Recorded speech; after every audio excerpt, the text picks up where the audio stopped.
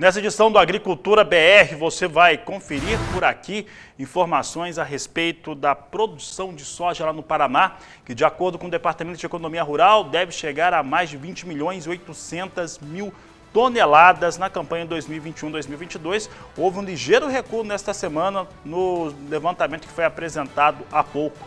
Vamos falar também de chuvas fortes na região sudeste do país, nas áreas produtoras. Outro assunto de destaque aqui no Agricultura BR é a logística e o mercado do café, que tem impactado no café robusta e também no arábica. Você vai entender esse assunto no programa de hoje, que começa agora.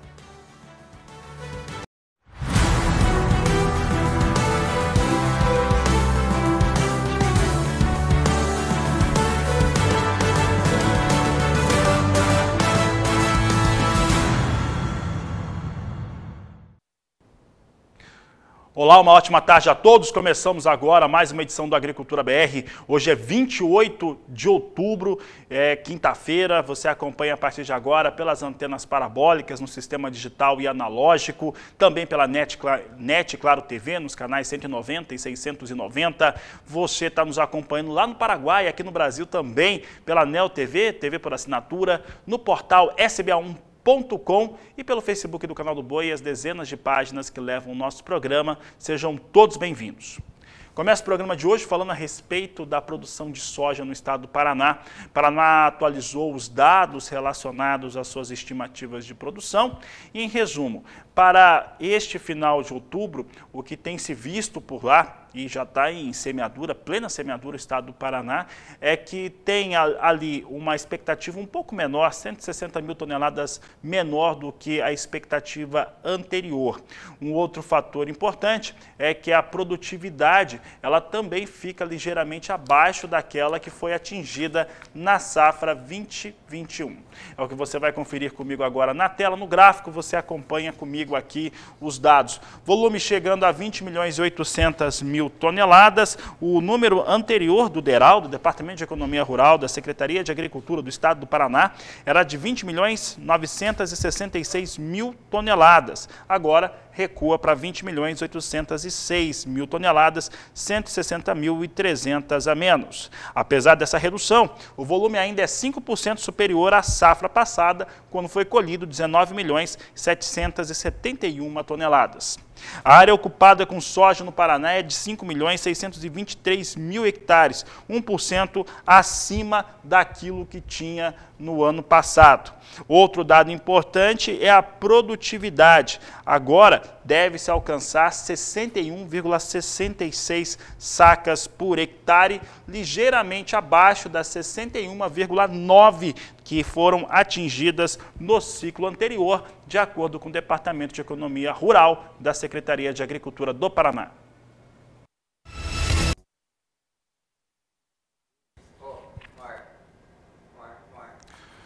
E o Agricultura BR traz em destaque aqui agora os números relacionados à soja nos Estados Unidos. Você acompanha comigo que os norte-americanos, em seu relatório de vendas e exportações, atingiram 1.183.000 toneladas de vendas na semana. Observe agora comigo como é que ficaram esses números na semana encerrada em 21 de outubro. Venda semanal em 1.181.000 toneladas. A venda na safra atinge agora 30.450.000 toneladas. Houve algum cancelamento, esse cancelamento aqui ele ficou na casa de 400.000 toneladas, fazendo com que o volume ficasse 59% menor do que na semana imediatamente anterior.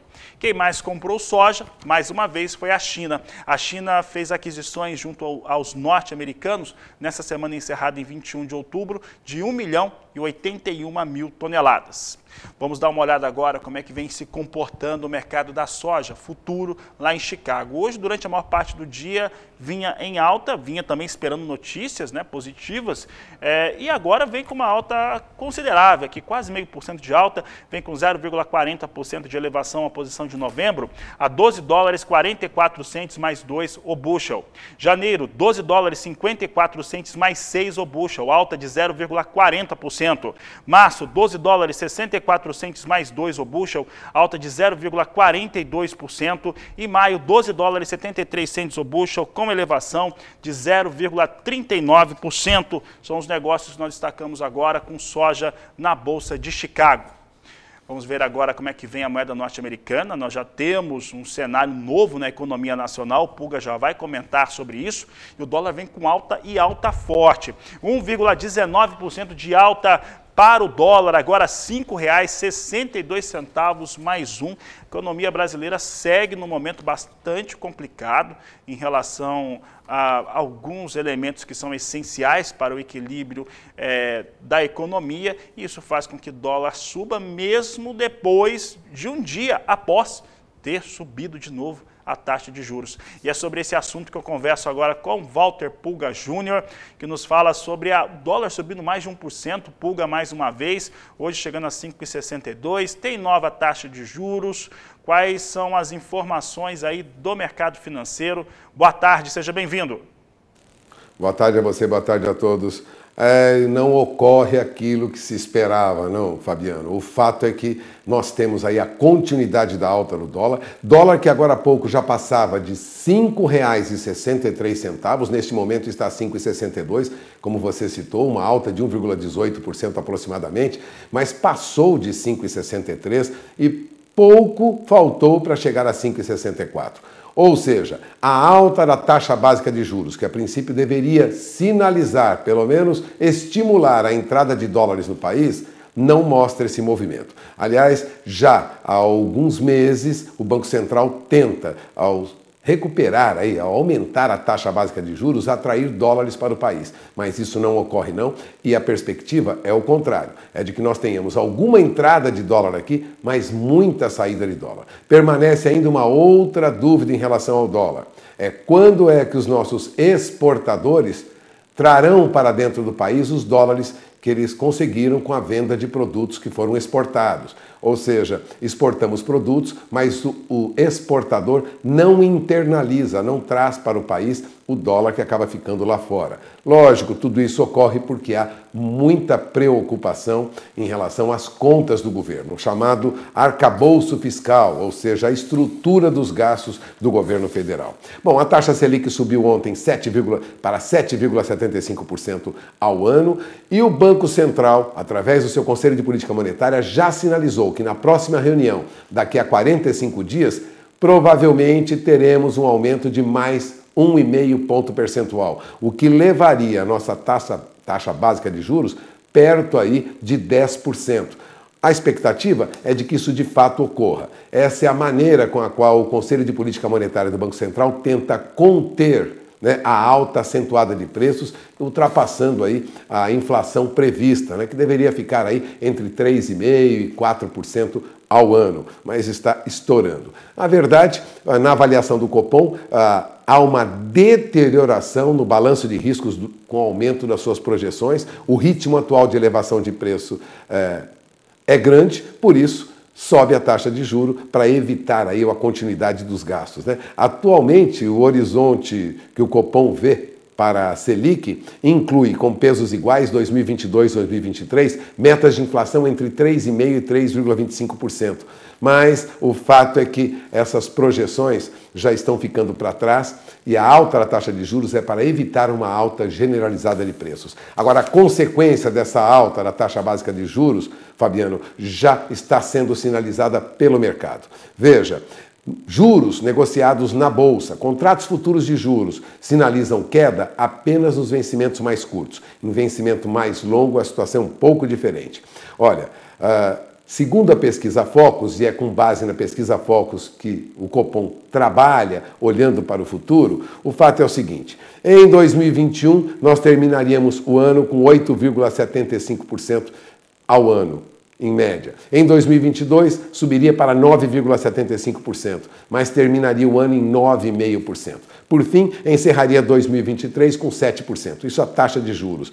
Por que isso? Porque, na verdade, o que ocorre é que há uma perspectiva de continuidade de aumento da taxa básica para evitar que nós tenhamos aí uma alta acentuada de preços. Há quem espere, inclusive, que nós tenhamos aí problemas mais adiante. Agora, Fabiano, taxa de juro no mercado futuro já subiu e subiu muito. Agora há pouco, as taxas negociadas para 2023, para 2022 e para 2021 já vinham em alta, portanto o mercado trabalha com perspectiva de juros em valores mais altos lá na frente. Taxa Selic sobe, taxa de juros no mercado futuro também, isso sinaliza aí que nós teremos dinheiro muito mais caro lá na frente. Só para mais uma informação, o dólar index, que é o dólar comparado a algumas das moedas mais fortes do mundo, recua agora mais de 0,5%. O dólar perde valor lá fora, mas ganha valor frente ao real. A alta agora é superior a 1,20%. Resumindo, enquanto o governo não equacionar o seu orçamento, os seus gastos com a sua arrecadação, teremos muita dificuldade no mercado financeiro, muita instabilidade, muita preocupação e, lógico, contínua desvalorização do real. É com você. Tá certo, Pulga, obrigado pela participação. O cenário, como eu tinha dito na apresentação, segue bastante conturbado aqui no país. Isso representa, em algum momento, uma inflação mais alta.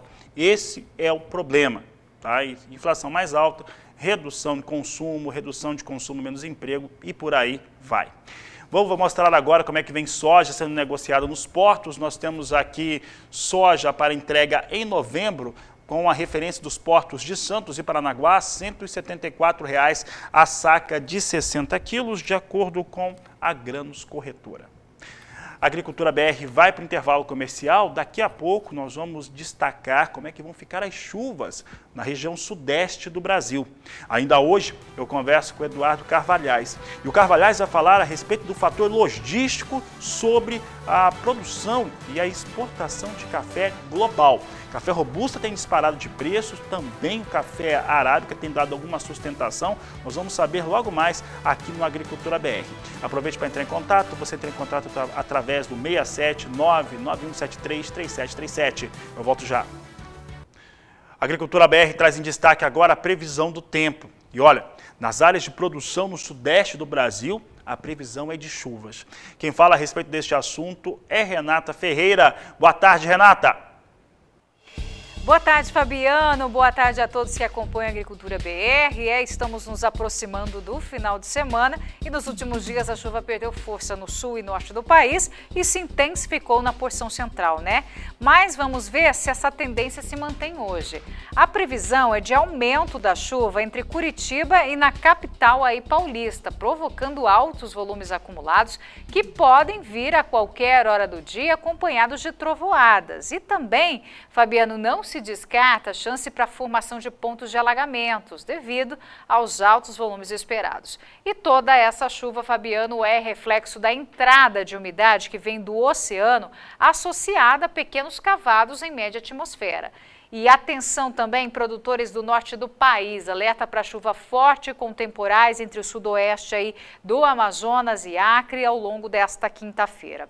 E ao longo do dia tem previsão também de temporais nas demais áreas aí do estado paulista, Rio de Janeiro, Rondônia, Mato Grosso do Sul, mas são chuvas que vêm em forma de pancadas no final da tarde após uma manhã bem ensolarada.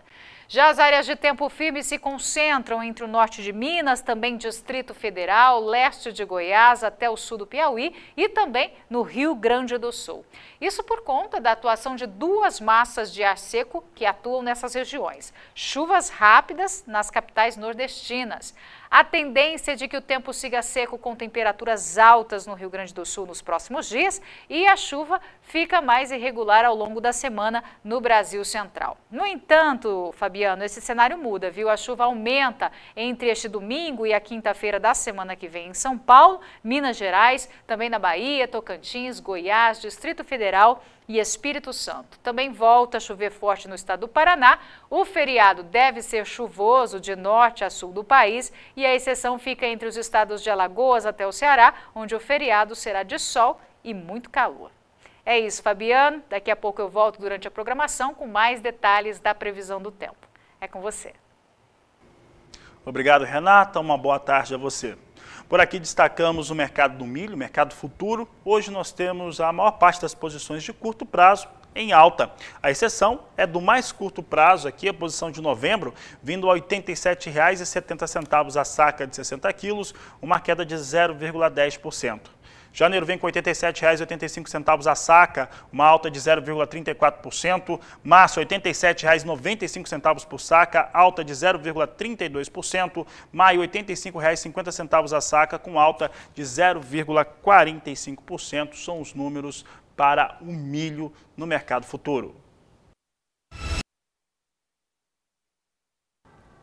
A Agricultura BR agora traz em destaque o relatório de vendas e exportações, tradicionalmente apresentado nas quintas-feiras pelo Departamento de Agricultura dos Estados Unidos. No caso do milho, trouxe uma venda superior a 890 mil toneladas do cereal. É o que você acompanha comigo agora em tela. Venda semanal na semana encerrada no dia 21 de outubro, com 890.400 toneladas. Esse número que foi divulgado pelo departamento hoje pela manhã representa a queda de 30% diante da comercialização da semana imediatamente anterior e 10% menor na relação da média das últimas 4 semanas. Na safra, os norte-americanos venderam 29.780.000 toneladas. Na semana, os principais compradores foram o México, com 492.900 toneladas, e o Japão, com 193.600 toneladas de milho, de acordo com os dados do Departamento de Agricultura norte-americano. Dando sequência aqui ao Agricultura BR, eu trago informações a respeito do milho negociado na Bolsa de Chicago. Veja só como é que vem milho agora. Milho vem com alta. Posição de dezembro a $5,61 mais 4 bushel, alta de 0,76%. Março, $5,70 o bushel, alta de 0,71%. Maio, $5,74 o bushel, alta de 0,75%. E julho, $5,74 por bushel, uma alta de 0,79%. São os negócios com milho na Bolsa de Chicago. E olha, a seguir no Agricultura BR, o assunto é café. Nós vamos falar a respeito de mercado e vamos falar também dos fatores logísticos que têm impactado tanto o café robusta quanto também o café arábica no mundo todo. Nós vamos para o intervalo, eu volto já. Aproveite para entrar em contato conosco. O telefone do WhatsApp está na tela e eu volto já. E agora falamos a respeito das questões ligadas ao mercado do café e algo que tem alterado um pouco também a perspectiva, as sinalizações e que tem afetado o mundo de uma maneira geral em vários setores. E claro que no agronegócio também ou principalmente. Café também tem sido impactado pelo fator logístico, pela falta de containers, de situação necessária para se conseguir fazer o transporte entre os países produtores para aqueles que estão demandando. Para falar a respeito deste assunto e os impactos no mercado do café, eu converso agora com Eduardo Carvalhais, do escritório Carvalhais. Eduardo, obrigado pela participação mais uma vez aqui no Agricultura BR. E como que se encontram esses cenários, né? A disposição logística hoje para o café, tanto falando da questão global, mas tanto robusta quanto arábica. Boa tarde, seja bem-vindo. Boa tarde. Olha, no geral a situação de produção, de clima e também desse problema de transporte marítimo continua a mesma e muito preocupante, né? No caso do transporte marítimo, nós aqui em Santos temos muito contato com essa área. O Brasil, 80% do café brasileiro sai aqui por Santos e 30% de tudo que entra e sai do Brasil sai aqui por Santos. E o problema de se conseguir containers e espaço de navio é sério. E o que nos falam as pessoas que trabalham com isso é que nós, no mínimo, vamos ter esse tipo de problema até o primeiro semestre do ano que vem. Tem muita gente que acha que vai até o segundo semestre de 2022. E não é só no Brasil, é mundial. Em cima dessa falta de espaço, também o valor dos fretes explodiram. Não é que aumentaram 50% ou 100%. Eles dobraram, triplicaram, quadruplicaram. Tem casos até de 10 vezes mais caro o frete de um container, conforme de onde ele sai para onde ele vai. E isso está atrapalhando bastante o mercado de café, porque nos últimos 20 anos, com a facilidade de transporte, de comunicação, as grandes indústrias no mundo todo, os países importadores, diminuíram muito o tamanho de seus estoques de café. Eles sempre falavam em pipeline de café. e de repente isso se mostrou um transtorno. Eles têm estoques baixos, os estoques nos países produtores com os problemas climáticos, que também são mundiais, diminuíram muito. Nós estamos com problema na nossa safra de café deste ano, vamos ter problema na safra de café do ano que vem, e qualquer problema no transporte de café acaba atrapalhando, porque os estoques lá estão baixos. Veja, na semana passada, aí os americanos divulgaram os estoques nos portos americanos e eles caíram. Nessa época que eles têm que subir, quando as grandes indústrias americanas estão se preparando para o inverno no hemisfério norte, e quando o consumo cresce. E esse ano, além desse problema de estoques baixos, eles estão vendo que com o avanço do combate à pandemia, a tendência do consumo desse inverno é crescer.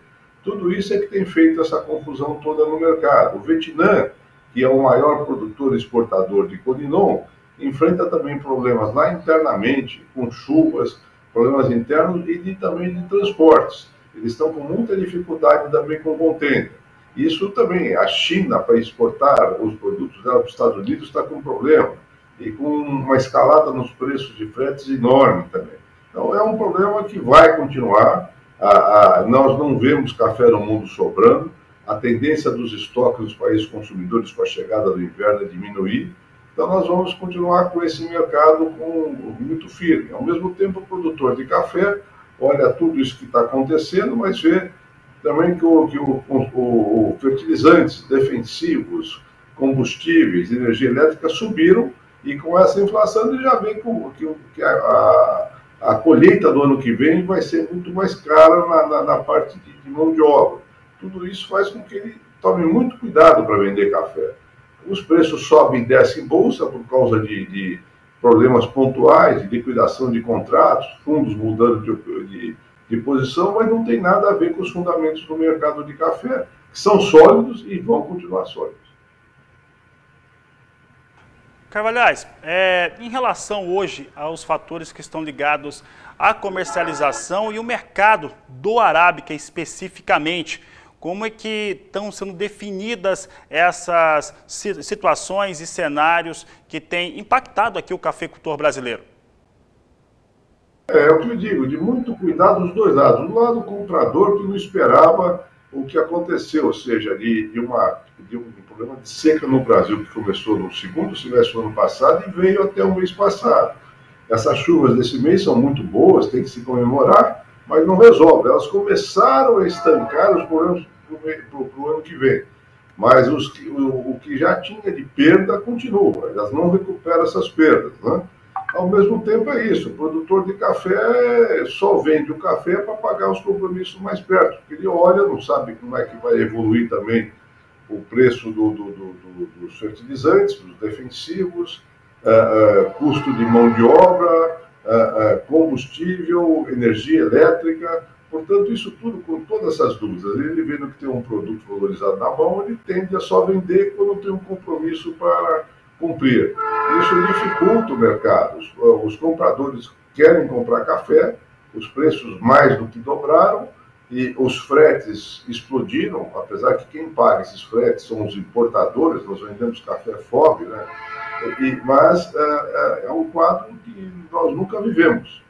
Portanto, é difícil de saber o que vai acontecer. Nós temos que ir acompanhando dia a dia para ver como é que evolui toda essa situação. E para complicar ainda mais, o ano que vem, além da quebra da safra, é um ano de eleição, que vai fazer com que a economia se mexa muito para cima e para baixo também. Tá certo, Eduardo Carvalhais, obrigado pela participação aqui no Agricultura BR, no canal do Boi. Uma boa tarde a você. Boa tarde. Conversei com o Eduardo Carvalhais a respeito do mercado do café e também a logística aí para o café. Vamos dar uma olhada agora como é que está o café arábica no mercado futuro Nova York, voltando a ceder aqui, posição de dezembro, perde o piso de $2, vem para $1,99 mais 65 a libra peso, março $2,02 mais 35, maio $2,03 a libra peso e julho $2,03 mais 65 por libra peso. São os negócios com café arábica neste momento, não reflete realidade de mercado, mas são os números de negociação do momento. E olha, as secas e as geadas que atingiram as lavouras de café, elas acabaram prejudicando muito a nutrição das plantas. E para lidar com esse cenário, algumas propostas têm sido pesquisadas, trabalhadas em universidades, e é o que você vai conferir agora com o repórter Gustavo D'Angelo. O assunto agora é o impacto dos eventos climáticos, em especial a seca, na florada do café. E para falar sobre esse assunto, eu converso agora com o André Fernandes, ele que é professor, pesquisador e pró-reitor da Uniub. André, a seca realmente prejudicou a florada do café? Não tem nenhuma dúvida, né? Nos últimos aí, pelo menos 9 meses, a seca tem prejudicado bastante o café. Na verdade, não só nos últimos 9 meses. Há mais de 20 anos que a seca tem sido o maior problema climático do café. O que o cafeicultor ele precisa fazer para manter essa florada? Então, o café já estava muito estressado, né, nesses últimos meses, que a chuva não veio como ela deveria. Então, todas as plantas de café ficaram prontas para a florada. Aí a chuva demorou para chegar, era para chegar em setembro, não chegou, chegou em outubro. Veio a chuva e as lavouras floraram. Né? O que o cafeicultor precisa fazer agora para manter essa florada? Então, os cafeicultores irrigantes, eles precisam efetivamente irrigar suas lavouras complementando as chuvas. O grande problema é que a perspectiva é muito ruim. A gente vai continuar sob o efeito do Laninha, que representa para o Centro-Sul menor quantidade de chuva do que a média normal. Então, quem tiver condição de irrigar, complemente as chuvas. Quem não tiver condição de irrigar, com certeza vai ter prejuízo de manter essa florada. Outra coisa fundamental é que o cafeicultor precisa pensar em nutrir suas lavouras. Que esse momento agora é um momento crítico de alta demanda da planta por nutrientes. Então, o cafeicultor precisa colocar os nutrientes, tanto os macro quanto os micro, para que as plantas consigam segurar essa florada e aí essa florada virar frutos e dinheiro no bolso dos cafeicultores. Agora, André, quais são os fatores que vão fazer com que essa florada não vingue? Então, o grande problema, né, que eu já falei alguma coisinha, é se o cafeicultor não conseguir, por algum motivo, nutrir as suas lavouras, né? Quais seriam esses motivos? Adubo aumentou mais de 300% e também está escasso. Então, se a pessoa não conseguir ter condição de comprar esse adubo, vai afetar. E também, se não tiver adubo suficiente para ele conseguir adubar suas lavouras. E outra coisa é se diminuir as chuvas e ele não tiver irrigação para suprir essas plantas de água. Aí, com certeza, ele vai perder também. E para encerrar, na sua visão, a produção já está, de fato, totalmente comprometida para as próximas safras por conta dos eventos climáticos? Não tem nenhuma dúvida, né, que a cafeicultura de Minas Gerais foi grandemente afetada pelas intempéries climáticas. Começou com a seca, que já é recorrente, e aí finalizou com a geada em julho, que foram 2 efeitos muito drásticos de geada. Então, como a cafeicultura de Minas representa 50% da cafeicultura do Brasil, já vai ter impacto muito sério na redução da safra Brasil que a gente vai colher no próximo ano. Tá certo, André Fernandes, obrigado pela sua participação, pela sua entrevista. É isso aí então, de Uberlândia, Minas Gerais, Gustavo D'Angelo. Por aqui você vê agora comigo como é que vem o café robusta negociado em Londres, posições no mercado futuro é em queda, mas o café robusta continua com bons preços no cenário internacional. Novembro, 2.238 dólares a tonelada, janeiro, 2.177 dólares, março, 2.122 e maio, 2.092 dólares por tonelada.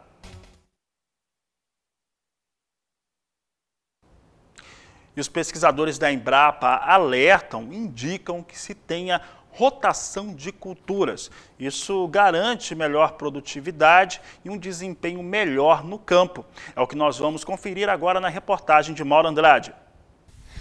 Ano a ano, os produtores de soja estão conseguindo aumentar as produtividades, mas para isso é necessário adotar boas práticas agrícolas e, dentre elas, a rotação de cultura é uma das mais importantes. Nós vamos conversar com Salvador Foloni, pesquisador da Embrapa Soja. Salvador, qual é a recomendação para o produtor fazer uma boa rotação de cultura?